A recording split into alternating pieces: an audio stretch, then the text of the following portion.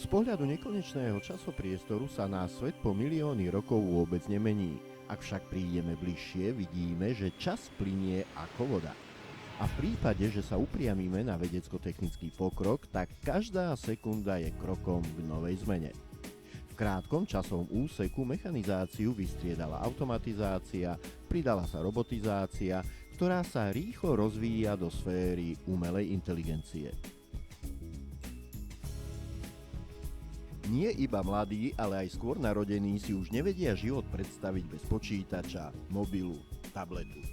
Novodobé technológie však neslúžia iba pre zábavu.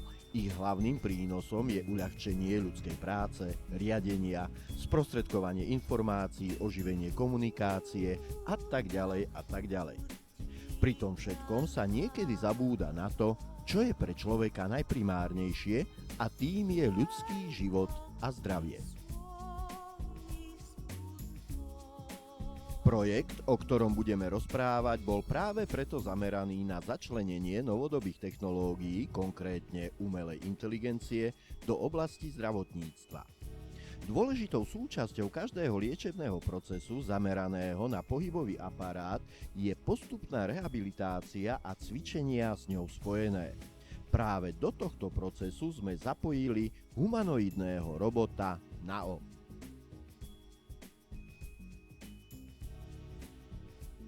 Ako príklad sme navrhli jedno z najčastejších ochorení vyskytujúce sa prierezom všetkých generácií, a tým je skolióza. Prvým krokom bolo vytvorenie programu dvoch cvičebných jednotiek s následnou aplikáciou do systému humanoidného robota NAO.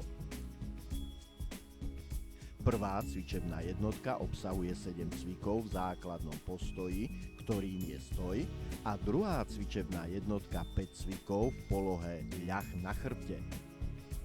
Všetky cviky boli naprogramované presne podľa overených fyzioterapeutických postupov vzhľadom na klasifikáciu onemocnenia. Druhým krokom bolo vyskúšanie tejto novej alternatívy rehabilitácie priamo v procese liečby, respektíve preventívy, pričom ako skúšobnú vzorku cvičiacich sme vybrali žiakov 1. stupňa základnej školy. Táto vzorka bola zvolená zámerne, a to vzhľadom na to, že v tomto veku je na jednej strane výrazná hravosť, záujem o nepoznané, inklinácia k technike, a na druhej strane tiež preto, že najmä deti nízkeho veku sa nevedia sústrediť a následne opakovane vykonávať tú istú činnosť v dlhšom časovom intervale, čo je prioritné pre dosiahnutie dobrých výsledkov s ohľadom na rekonvalescenčné cvičenia. Z pozorovania takto vykonaného experimentu môžeme vyvodiť niekoľko čiastkových záverov.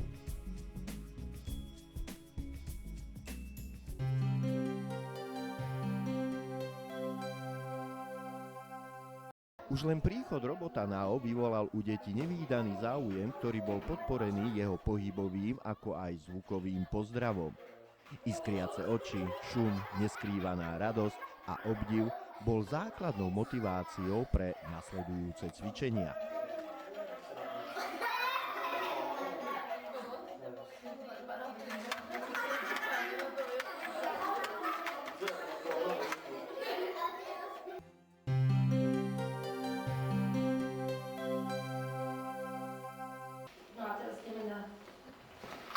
Deti motivované záujmom sa bez akýchkoľvek pripomienok okamžite podriaďovali verbálnym inštrukciám fyzioterapeuta, čo nie je pri klasickom rehabilitačnom procese stálym javom.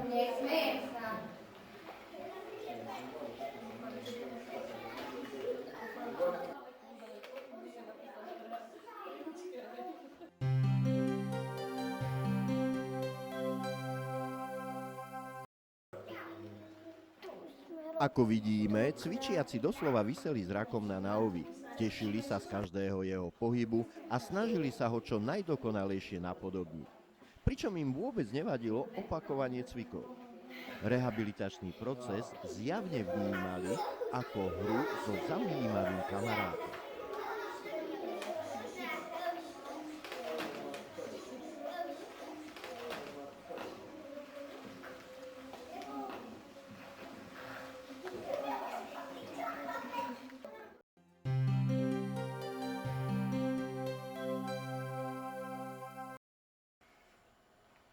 Motorika každého dieťaťa je individuálna. Motoricky slabšie vybaveným deťom sa mohol v procese precvičovania venovať sám fyzioterapeut, nakoľko jeho funkciu cvičiteľa prevzal humanoidný robot Nao. Tým sa zvýraznila presnosť a dokonalosť jednotlivých cvikov.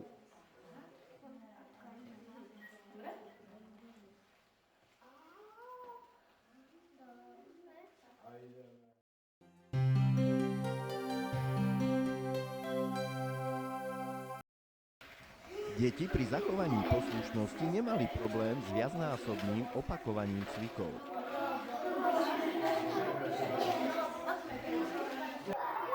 Dobrou voľbou bola tiež krátka prestávka medzi prvou a druhou cvičebnou jednotkou, kedy sa mohli robota dotknúť a spoznať, čo okrem cvičenia dokáže. Takáto chvíľka radosti a šantenia bola nie iba motivačná, ale aj relaxačná.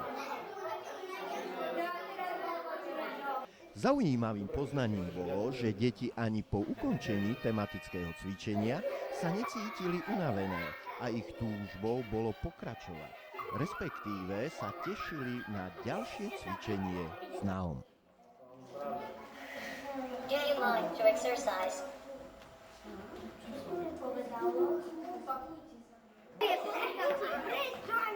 Tento riadený experiment dokázal, že u pozorovanej cieľovej skupiny cvičiacich sme zaznamenali kvalitatívne prvky v procese rekonvalescenčných a preventívnych cvičení, ako sú predovšetkým záujem, motivácia, radosť, presnosť cvičebných prvkov a ich opakovateľnosť.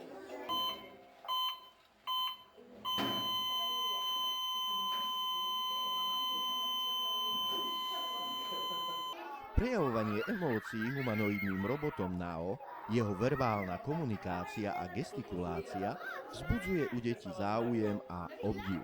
Z tohto hľadiska je budúcnosť vo využití neurónových sietí, ktoré samoučiaceho sa robota môžu predurčiť na rôzne druhy liečebných procedúr spojených so zábavou, vzdelávaním alebo kultúrou.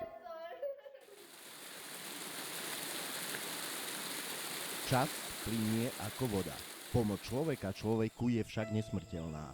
Je ako chlieb, ktorý musíme zožať z rolí, aby nás nasýtil.